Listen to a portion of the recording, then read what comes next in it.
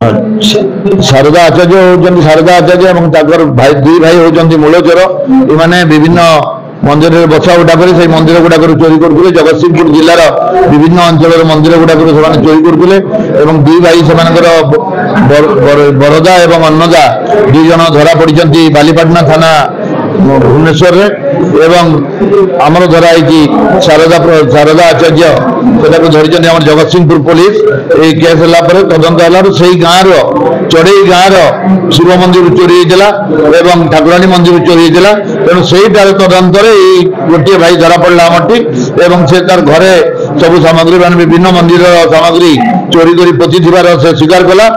काली आपण मैंने live view भी देखते से गोटा खोला हवा समय लक्षाधिक टंकार मंदिर सामग्री सब जबत होती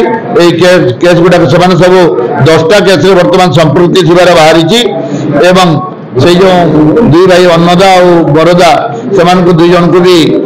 ये रिमांड रे अणाजिव पुणी पचरा उचरा कर किसी सामग्री मिलबार किंबा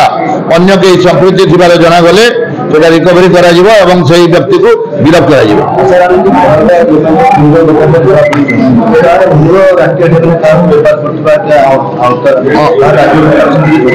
बाबद खबर एपर्यंत आसी नहीं से बाबद तदंताधीन रही।